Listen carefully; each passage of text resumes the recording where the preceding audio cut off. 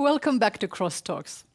For those of you just joining us, this is a live broadcast produced in collaboration with two of Sweden's leading universities, the Royal Institute of Technology, KTH, and Stockholm University.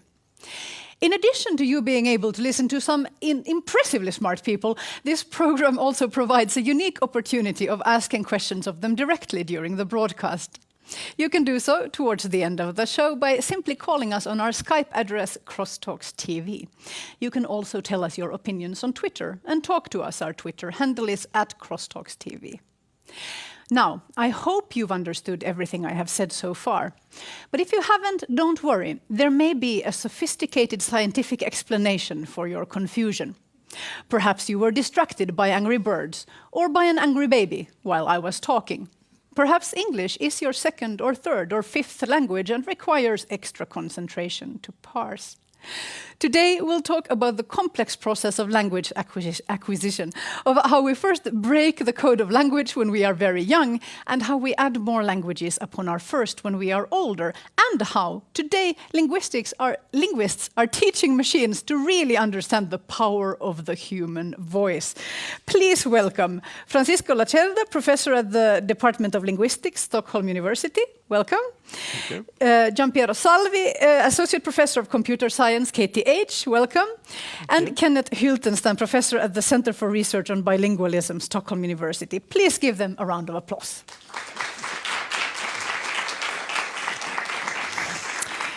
Let's start with you, Francisco. Your research is focused on how children learn to use language and how they break the code of communication. Can you briefly describe this process? Well, what infants do is an amazing information processing feat. They manage to pick up the sounds of language, and I don't mean words, I mean the sounds around them, and make sense out of that. So by the end of the second year of life, 1.5, they are able to identify words and start combining them in a way that is communicative.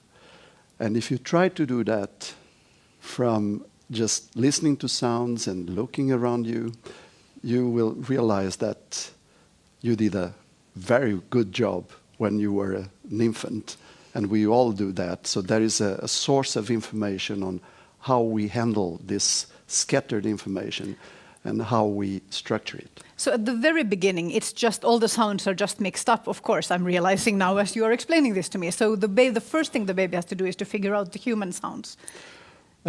Yes, and you have to focus on what is said, and you have to focus on the situation under which you listen to those sounds, and somehow you have to negotiate with your environment which sounds you are going to produce and which sounds the environment is producing and how they are going to match each other to refer to things around you. And this is not a very easy thing to do. I'll say. I'm sure there are a lot of parents watching now who are thinking, maybe I could do better with supporting my baby in its language acquisition process. Do you have any tips for them? Well, be present, be observant, and put yourself in the shoes of, or they don't have shoes, but in the little socks. In the little socks of the infants, and see how the world may look like from the infant's perspective. Moving on to Kenneth, you've specialized in studying people who learn a second language to a very advanced level, and also people who've learned more than 6 languages. What are some of your findings? Let's first maybe remind us that people can learn languages throughout their lifetime. But they do it with different success.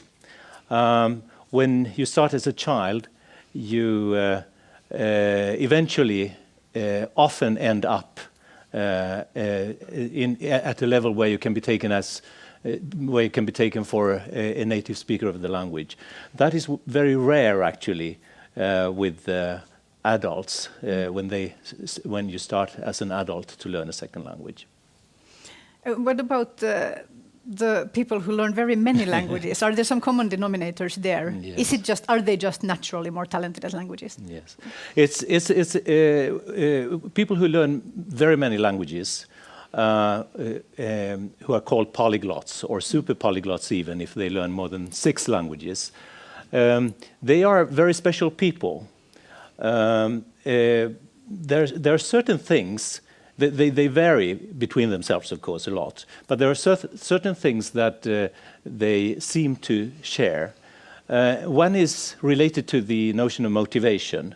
Polyglots seem to have a very burning interest in language and language learning as well. Not only language, but as a phenomenon, but language learning as well. And this special interest seems to develop, or they become aware of it often in late childhood or around puberty. So that is one thing with motivation. Another thing is that they are all very talented in learning languages. And in our research, we have measured this with a language aptitude test. And their results on language aptitude tests are way above average. So I work with 10 polyglots who have learned between 7 and 26 languages, and they all turn up at this level in a language aptitude test. I'm not sure what that means. Does that mean that they're especially skilled at learning or using languages? At learning languages. Learning languages. Yes, That's interesting. That segues into the next question. Giampiero, you work with speech technology. That is, you try to teach machines to talk, which is a lot harder than teaching babies to talk, because they're going to figure it out eventually. In the previous program, in the previous conversation, we heard about research that sounds like science fiction, but this may take the prize. So I'd like to start here. How close are we in time to machines that we could actually talk to? So in the course on speech recognition that I'm teaching here at KTH, I usually start the first lecture by showing a sequence from the famous Stanley Kubrick 2001 Space Odyssey movie. And that's probably one of the most cited film when it comes to artificial intelligence and such. And there you can see this computer, very sophisticated computer that, besides the fact that it cannot make mistakes, that's probably not very interesting for this. But what it does is it engages in very fluent conversations with the astronauts in the spaceship. And it's not only talking about the tasks that they have to accomplish, but also about the nature of humans and it's very very good at understanding irony and sarcasm and so on. So that's to show how high the ambition of the vision proposed by science fiction is and has been for many years. And then on the next slide, I have another sequence from a recent comedy that is called, I think, now Propose You, Chuck and Larry or something like that, where one of the main characters, Larry, calls into one of those telephone-based services, and automated system responds, and then he spends the next 5 minutes trying to make the system understand his name.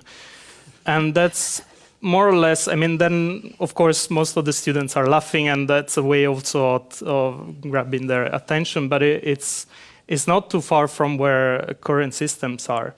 And of course, now there's been a very fast improvement in the recent years, but looking at this parody is very good for understanding the challenges that we have to face whenever we try to imitate skills that humans have, not only in speech but also in other. So we've almost cracked getting the machine to parse the sounds that the individual humans are making, at least if the human makes a real effort to speak very clearly. Sometimes that works. But then it seems that the step to understanding is quite far. But is the goal building a HAL, which it seems like a bad idea if you've seen the movie, but is the goal to actually make machines understand? I believe language? that it depends a lot on the kind of applications you have in mind, but I think in the future we'll be talking more and more about applications where you're actually collaborating with machines. It's not only that you want to control them by voice, by giving comments or so, but perhaps you want to use a robot to help you build IKEA furniture or something like that. And in that case, there has to be a very tight communication between you and the machine. And also, there are other reasons why you cannot possibly use other means of input to the machine because your hands are maybe busy and so on. Mm-hmm. And in order to have this tight communication with the machine, it's really important that the machine has some understanding of what you are talking about, because the very mechanical input-output system doesn't really work with humans. We get really annoyed by this kind of interaction. I see. We also have a participant joining us via Skype. Calling in from Silver Spring, Maryland is Michael Long, Professor of Second Language Acquisition at the University of Maryland. Welcome to Crosstalks. Professor Long, you're, among other things, credited with introducing what is called the interaction hypothesis, where you stress the importance of face-to-face interaction in language acquisition in humans, I should add. What do you think of this new parenting style where we bury ourselves in our smartphones instead of talking to the kids? The kids can't talk anyway, we think, and go online instead. Oh, no, we don't have sound. Just a moment. Can we have the sound of Professor Long? Let's give it a little second. We can't still hear you. Let's see. Is it better now? Yes, now we can hear you. Yes, okay, sorry about that. Yeah. Well, the first thing is that, of course, a lot of people in the world don't have access to that kind of technology, so they're not going to be affected one way or the other. For those of us who do have access, I think that it could be a severe disadvantage to young children learning a language. We know that eye contact with children, getting their attention is important. Being on the floor with them, I'm talking about infants now, so that they can see you easily and engage with you, is crucial for language learning. Children tend to learn language by trying to do conversation. They don't learn the grammar first and then try to communicate. It's the other way around. And some people think, by the way, that that's true of adults as well, but perhaps we'll come to that later. The interaction hypothesis seizes on that and says that when adults are trying very hard to communicate with a more proficient interlocutor, for example, a teacher of the language, whether they're a native speaker or not, and both people are focused on the task that they're trying to do, then selective attention, in other words, what the learner is focusing on linguistically, is linked with that effort to communicate. Let me give you a simple example. Suppose you have a teacher in some sort of content-based or language immersion classroom, and they're talking about Napoleon invading Russia. The teacher might say, when did Napoleon invade Russia? And a student offers a reply and says something like, Napoleon invaded in 1812. And the teacher then responds, that's right, in 1812. Napoleon invaded in 1812. Mm-hmm. And implicitly, the teacher has provided the corrected version of invade, has given the past tense form of it, invaded. And there's lots of studies showing that so-called corrective recasts, which is what these things are known as, are excellent for language learning. They're not a panacea, but learners can pick up on as much as 60%. And there you disappeared again. I'm sorry, the sound has just disappeared again. So let's, the interaction hypothesis. Am I back again? Now you're back again, yes. But I'm back again. But let's say that, so the interaction hypothesis, that sounds like it makes a lot of sense. Does it also work with infants then? Should we give them the corrected version back? Then maybe not toddlers once they start speaking. We do that. Do we? I mean, I'm not aware of this process. If you are communicating, you do that implicitly. Mm. So it's not even something that you have to train to do. I mean, you just do it. Mm-hmm. Yeah. And so as long as you are present, as you are in the scene, and you are interacting with the infant and having eye-to-eye communication, so you do that. But I wonder what do you guys think about the smartphone thing? It's been in the news a lot lately. The idea that we're ruining our children by not giving them our full attention. But at the same time, I think historically, surely people had to go to work with their kids and all kinds of things where there was not always a human with their full attention on the child. How dangerous is it not to be a language providing machine at all times? Well, I would be a little skeptical putting it in dangerous terms like that, because this is a matter of scale of damage or the path of the development, language development. So I would say that it doesn't make it an optimal language learning setting, but we humans are very good at finding other paths, and it has consequences. We don't know really what the consequences are, but it's not damaging in that sense that now we cannot talk or we can. I mean, it's a matter of we have to be pretty sort of sound in our judgment, because it's not a recipe. You do like that and you succeed, or you do like. I'm realizing something as you're talking about this, which is that the reverse, of course, is for what we've just learned about language acquisition, is that you do need somebody who reacts. So you can't just put the kid in front of a television and say they'll pick up language. Yeah, that's not going to work. No, not very much, at least in the beginning. It doesn't. In fact, we know that doesn't work very. We know that doesn't work very well. That's actually very interesting, because that's how we try to teach machines to talk.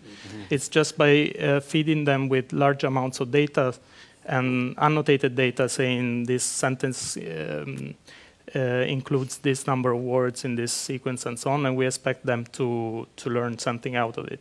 That's and not working very well, is it? They of course they do some mapping between words and sounds, but that's not enough. It's not really the way children do, and there are lots of challenges that we have to start working with if we want machines to improve over what they've already achieved. So. Yeah. Yeah, I would say that the point of communicating is to share views about the world and about what you have around you. So when you take this example from machines that are very much focused on the speech signal itself, you are missing the variance that you have in real-life situations where you have a wide range of affordances and things that both parts can pick up on. And that gives a very, very valuable background information that it's not visible immediately. It's there somehow, and if you have an intelligent human being behind that mass of data, you can navigate in that because you have a complete sensory. Yeah, so when we're talking about context, quite often we're actually talking about shared experiences, and when you're breaking it down, language acquisition, you're breaking it down to things like sight lines and eye contact, and we're speaking about this object that we're looking at. Really, it's in a wider context where the human body is experiencing things together, and that's where the communication is happening. I see, Kenneth. One thing to remember also is that children are quite robust when it comes to picking up languages, actually. They seem to do it even in fairly limited circumstances. They are so motivated of learning the language that is spoken by the environment. So that is one thing also to think of course. But I think when there is a problem with the cell phone, the use of cell phones, for example, is when children's attention are not addressed at all, so that when the child is wanting to communicate or is in need of communicating, if the environment then doesn't notice that or doesn't care about it, I think that is where it's a bad experience for the child. I read about an experiment which I think is quite famous, where there is a robot somewhere in Europe, I think, which scientists are trying to teach language by a sort of human method, so that they're teaching them little. There's a reward signal basically, and then the robot has a mother that speaks to it. Is this work? Is this true? And also, is it working? I don't know, we have an experiment similar to that. I don't know if that's the one you're referring to. You're doing that, yeah? So how does the that idea happen? with that, if it's the same you're referring to, the idea there was to try to use all possible sensors from the robot. So not only feeding it with audio data and trying to make it map it to some classes like words and so on, but to have it interact in an environment and play with certain toys, and then an external person would describe what was happening in the scene. And the robot could use the cameras as eyes and some tactile sensors, and of course microphones for ears and so on. And it was trying to make sense of all these inputs at the same time. So what it was trying to achieve was to build some sort of an understanding of the whole environment, where speech and language were only a part of it. So it was a description of what was going on, but from the beginning it didn't know. It just had all these inputs, and it had to make sense of them to find associations between them. I think it's lovely. But did it work? Does it work? It did work for a very, very constrained case that of course, we designed the experiment in a way that was so simple that we hoped it would work. But of course, if you take that robot now and you put it in a real environment, the same way as a child is learning, it has no chance of learning anything, because the real environments that children are faced with, they are so much more noisy than what we can define in the laboratory, that we really need much more efficient methods for learning, for making these robots learn in order to cope with that complexity. Yeah. And I'm realizing, of course, that the baby's brain, we are not traditionally super impressed. We laymen are not super impressed with the thought powers of babies, but it's a supercomputer optimized to solve this specific task. So we also can't build the machine equivalent of a baby's brain yet. Or well, no, not you're yet, saying of course. no, we can we? Well, that's a very wide issue there, I would That's say. That's how we roll here. Yeah, because if we look at infants' behaviors, they do also lots of mistakes. They do also lots of errors that are similar to the wrong extrapolations that robot or these models do. But then you have a continuum of exposure, and you have sleep and structuring of information from that you were exposed to during the day. So, and you have action from the infant that is not modeled in a voluntary way, so to say, in a robot. I mean, there is the infant has a goal, seems to be, of exploring things. For instance, if I look at the table there, and you have a bottle there on the table, and if I don't know if the bottle is separate object from the table, I can push it like infants do, and I see that it falls down, and then it was an object. And the same thing you do with a word as a part of a sound string. I mean, you don't know if it's right. If that part is valid, but if you can use it, and because you picked up somehow, or you just happen to have the facility of being able to produce ba ba ba, pa pa pa, those are phonetic trivialities, then if you get something back on that, then you are identifying, so to say, a sound object, and then you are building on that. But you have to have action and so, and that's not really what, I mean, it's more difficult to... I'm realizing this whole conversation is completely changing how I will interact with babies in the future. Also, I'm realizing that if you could build a robot that would have this kind of independent action, it would be very annoying to be around, because it would try everything. Just like a baby. Just like a baby, I'm realizing, that's right. Let's move back to language acquisition in adults. So Kenneth and Michael, if let's say tomorrow I get the urge to learn Swahili or Tagalog or some other language that is not related to the two languages that I grew up with, what are my chances of becoming fluent? I'm 35 years old, if that matters. I don't know. Kenneth, let's start here. Of course, it depends on what you mean by being fluent in a language. I would say that you can be fluent without having a native accent and also with some grammatical errors, for example. At least you can be communicatively as effective as a first language speaker of the language. But it's very difficult to predict in individual cases, especially with adults. Adults are very different in how they acquire new languages. Some succeed very well, and others don't succeed very well. And there are many, many factors involved in that, of course, motivation, aptitude, the context for learning, the opportunity of being exposed to the language and many other things. So it's very difficult with adults to predict where you would end up.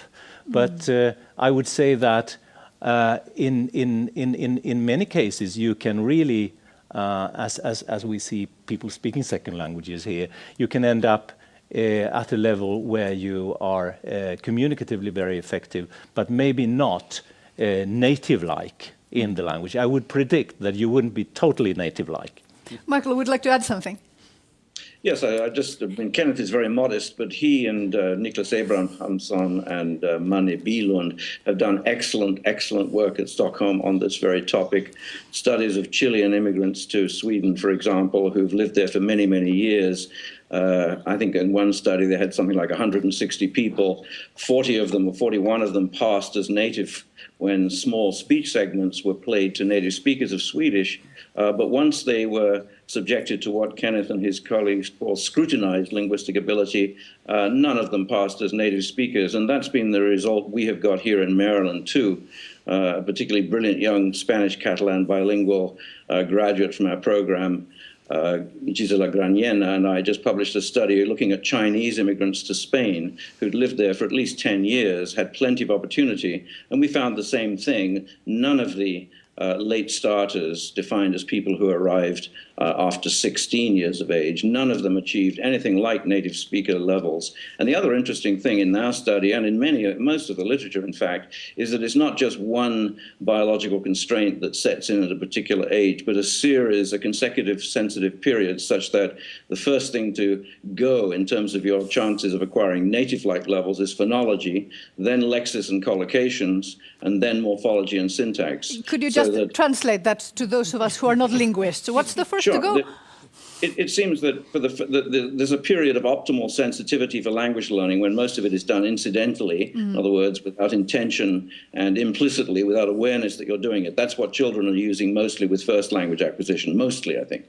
But once people get beyond that age, the percentage of effort that's actually involved switches, and it seems to be inadequate for the task. Adults seem to lose a lot of the ability, not completely, but certainly a lot of the ability to do what's called incidental learning. In other words, just picking up arbitrary sound meaning connections, like in vocabulary items and collocations, which particular words go together. Is a table feminine or masculine in this language? Anything that's arbitrary like that, we're not very good at if you start too late. So in the first 6 years of life, if people start a second or even a third language, they can, not will, but can become native-like if they get sufficient exposure, say 10 years or more. But after that, the prognosis deteriorates rapidly. For lexis and collocation, so learning the vocabulary of an L2, which words go together with higher than usual frequency, that ability seems to decline at about age 9, roughly, we think, although there's been less research there. And morphology and syntax, so the grammar of the language, if you like, we can handle that later. People have been noted to start to achieve native-like levels starting as late as 14 or 15. But that is really interesting, because now the reverse flip side of all the smartphones and the ubiquitousness. See, there I'm pretty sure I just revealed that I'm not a native speaker of English. Of smartphones and tablets has the reverse effect that a lot of children, for instance, here in the Nordic countries, are starting out very early with English. Somebody like me, I grew up in Finland, but I would have been exposed to a lot of English from maybe around age 6 on television.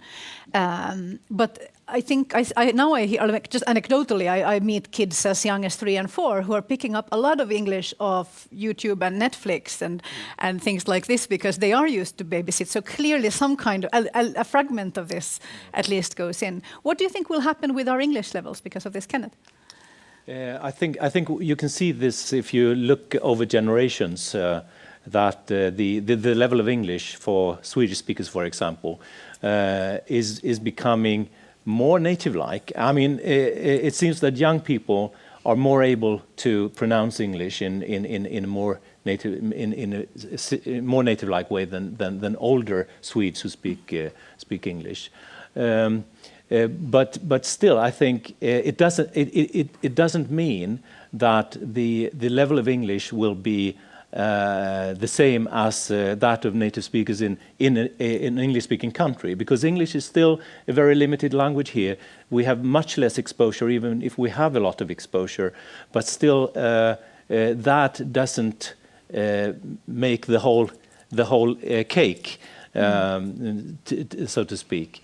We will probably never be totally native speakers of English as long as we have Swedish as our main language in the country. Giampiero, what can robots and computers teach us about the nature of human language? So, yeah, I think that's a very interesting question, because one of the reasons why we do this research is not only to develop systems, computers and robots that can interact with us, but also to reveal some of the problems that humans are faced with when they try to learn a language. So that's probably the most the biggest lesson that we can learn is when we try to actually simulate this behavior in artifacts. Then we really understand how difficult it is. And this has been a problem in the past, with, especially in the field of artificial intelligence, because of a paradox that things that are very easy for humans are usually very hard for computers, and the other way around. And this is because those things that we feel are easy are not actually easy at all. It's just that we do them unconsciously. And we don't realize the difficulty. And so we don't realize how hard it is to speak, because we don't pay attention to all the details of how we speak. And trying to simulate this behavior in computers and robots can teach us to understand the full complexity of what we are dealing with. I think it's interesting because all of you are working on the same problem. You're just attacking it from different directions. But if we do solve the mystery of human language acquisition, what would change? Well, it's enormous insight on how intelligent systems handle information that is available out there and how they navigate in that. So that's, I would say, the key for an intelligent structuring of the world around you. So that there is a big resource there that I think companies should understand better. It's thought of humanistic research, so that's not, well, babies, that's soft things. But there is an enormous potential there. That, you were saying there is an enormous financial potential in figuring out how we treat concepts and ideas. I don't mean financial, probably yes, but I mean in terms of knowledge. I mean, we have to address ground research questions, and we have to address them now in order to be able to address a problem that may appear or not in the future. But knowledge is fundamental, and here we have a unique source of knowledge, and people have recognized that within humanities for a few decades now. But I think it's amazing that it's not projected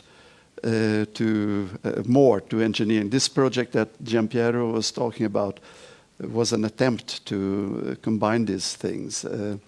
But it's still... would it make it easier? Will it make it, once you guys solve this, will it make it easier to learn languages? But Well, you may ask that question, but I think the fundamental issue is to understand the process. And then if it can be applied for something like, having a shortcut to learn a language, that's a good thing, good or bad. But it's a possible thing. But I do see the value, but also funders will want to know what we're going to use this for. Yes, and that's part of the problem. Because all these things are seen in sort of a 5 years revenue project, and that's bad. I totally agree with Francisco about we want to understand the processes, and we are not immediately thinking of the application. But there is a tradition in second language research to link to discussions about language teaching, especially. And of course, the more we understand of the process of learning a second language, the better we can adapt the teaching to people and the variety between people. I think that is an interesting issue. Coming back to the polyglots, for example, another thing seems to be a common denominator among the 10 I've been looking at is that they are particularly interested in language as a system. So when they are confronted with statements like, when I learn a language, I'm fascinated with the grammatical rules of the language, all of them totally agree. And if they, for example, there is a statement saying that when I read a text, I immediately notice if it's grammatically correct or not. They totally agree. And this group of learners are specific in the way that they seem to use explicit learning much more than the average, even adult learner.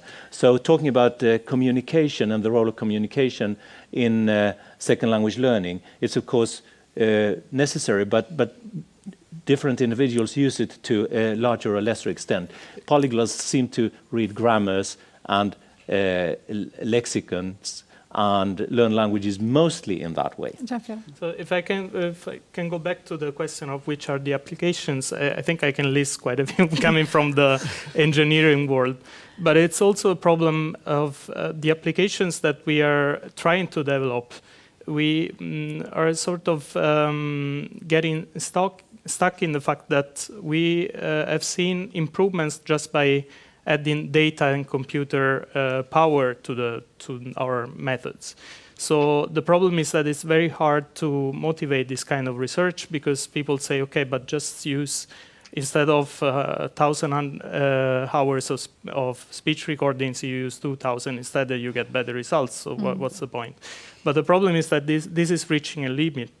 And so it's really important that we can explain that it's not possible to go much more beyond this, and that the people that are financing research understand that we should do things that actually have worse results for the time being before we can go beyond that what we have now.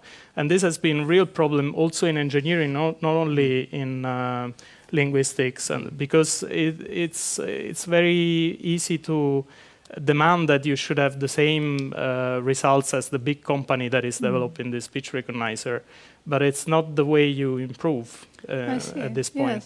Yes. Then now you're all going to think that my next question is terribly trivial, I think, but since we do see a lot of advancements in different kinds of computer translation between human languages, and also even speech recognition is coming slowly, and combined with speech synthesizer, we are envisioning that the Babelfish vision, that you can just have a little machine that will translate for you. Will this make second language learning additional languages completely irrelevant? Will we reach a point, let's say, in our lifetime where machine translation will be so good that I don't need to learn French? Michael. I'm not the best qualified to answer that. I think a computer science person should be asked. I have a lot to say about the previous question. Do that instead. Here. We'll return to this. Yeah. Okay. Yeah. On that previous question, I agree with the panelists that second language acquisition and first are fundamental areas of cognitive science. So that whatever we find out about things like maturational constraints on the human ability to learn languages tells us something absolutely fundamental about the human mind, what it's capable of, what its limitations are. But here at the University of Maryland, we're particularly interested in these applications that you brought up. And if I can give you a couple of examples, we have a Center for Advanced Study of Language and a brand new Language Sciences Center, which are looking into very interesting applications of this kind of research. For example, the Center for the Advanced Study of Language has developed a brand new measure of language aptitude. It's taken 7 years to do it, but it involves recent findings in cognitive science, and it looks like it's being rolled out for not only for lots of government departments, but eventually into academia as well. And generally also, we have people looking at how various aspects that second language acquisition has shown are relevant to language learning, such as short-term memory, can be trained, such as to improve language aptitude, so we could actually make people better language learners. And then the last area that is being investigated seriously at Castle and in the Language Science Center, or one of the last areas, is what are called aptitude treatment interaction studies. Now that we know better how to identify different aptitudes that people bring to the language learning task, can we match the way we teach them languages to those aptitude profiles? Implicitly, better language learners, for example, might prefer lessons that appeal to that side of them, whereas explicit learners may want the same material presented explicitly. And a question I would have to Kenneth, by the way, about his polyglots, I think a very interesting one, is whether the language learners having high aptitude, these polyglots having high aptitude, is cause or effect. In other words, do they have high aptitude and that's why they learn so many languages successfully? Or does the high aptitude come as a result of them having learned so many languaes successfully? Yeah, Kenneth. it's a very interesting question, and I don't know the answer. That is something that is beyond the possibility of investigating in this group of people, of course. So, I mean, there is the discussion of aptitude generally, whether it is a fixed feature of a person or not. And there has been a lot of discussion about this during recent years. It was assumed once to be a much more fixed feature, and I think most people still think it's to some extent individually relevant, but but it's also something that maybe is possible to change. There is one thing with the polyglots; they are so interested in linguistics, in grammar, in different languages. They learn a lot about how languages can be structured. So when they learn a new language, they use a lot of their metalinguistic awareness, their linguistic knowledge, in order to be able to quickly grasp how this new language is structured, and that helps them a lot in their learning.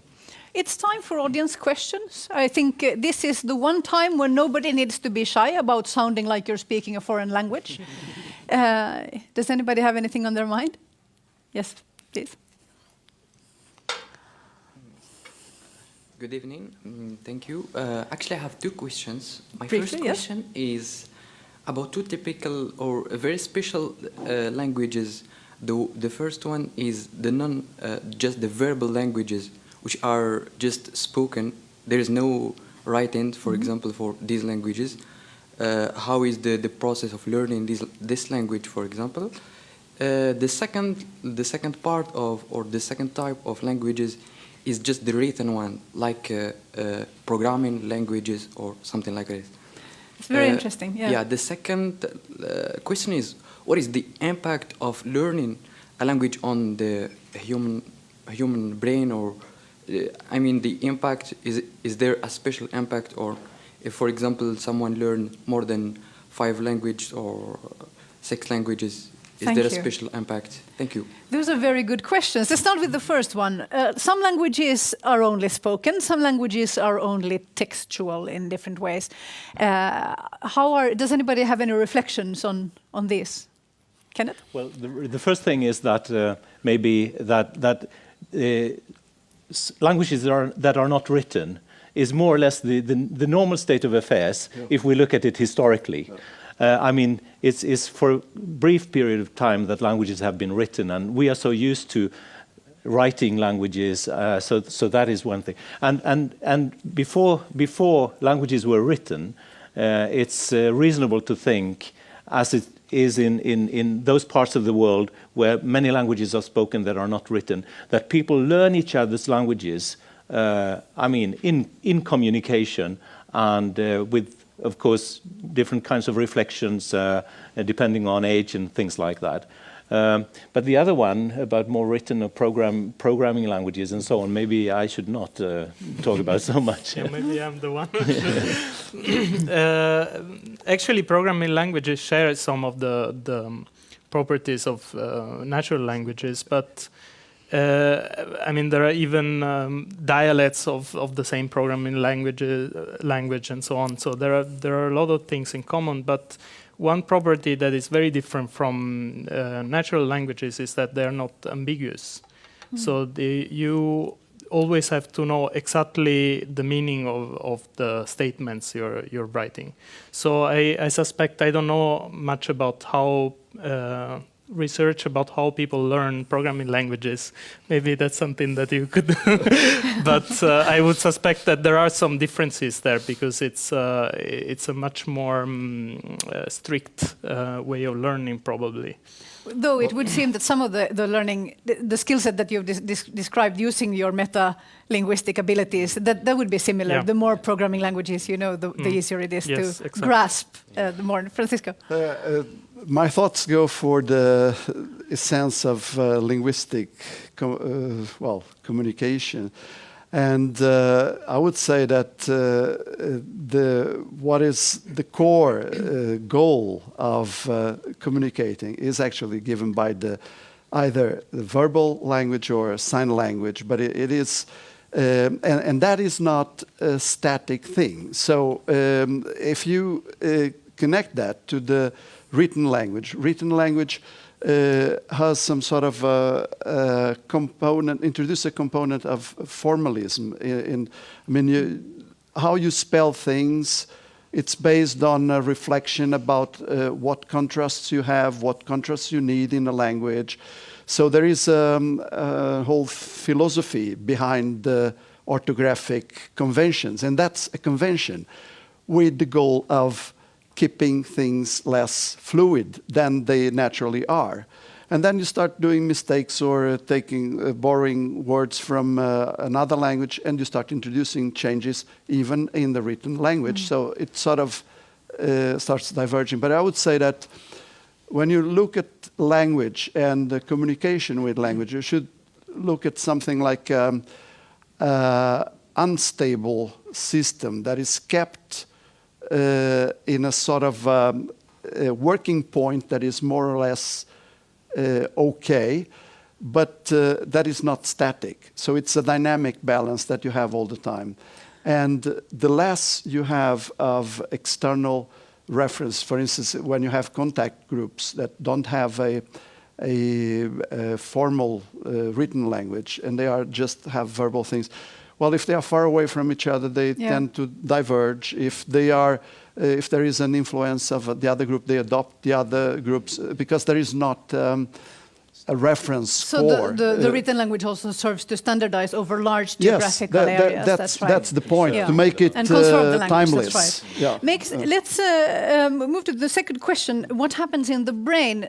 We've seen some really interesting reports in the last year that bilingual people, their brains, when they age, as they age, their brains seem to function longer when they're struck with things like Alzheimer's disease. That the brain seems to develop alternative paths, but that is only for people who are bilingual from childhood. Do you know anything about the impacts on the brain of learning later? Kenneth?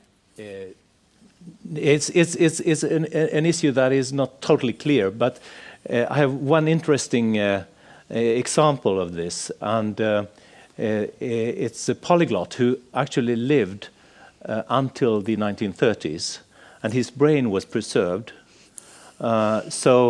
His name was Emil Krebs in Germany. He learned very many languages. He was fluent, it said, in 68 languages, and he worked in China as a diplomat. But his brain has been investigated in the last decade because it was preserved, and it was compared to the brain of non-polyglots, normal male brains, and there were several differences in his brain compared to the other one's brains. Especially in briefly, please, we're running out of time. Yes, I see. Especially in the symmetry between the right and left hemisphere. So both the right and left hemisphere had larger cytoarchitecture patterns in both hemispheres in different places, which was then discussed that it might be an effect of the fact that he learned so many languages. There were so many network connections in these parts of the brain. Thank you. And there you have also answered my previous question, which is that there seems to be we seem to have a great interest or a great reason to keep learning languages, even though machines could potentially do that for us. This is all we have time for in this part of the conversation. Thank you so much, Michael Long, Francisco Lacerda, Kenneth Hyltenstam, and Giampiero Salvi. Sorry, Crosstalks. We'll be back within minutes, returning for our final talk of the evening. This episode will revolve around crime. See you again on the hour, 7 p.m. CET. Thank you.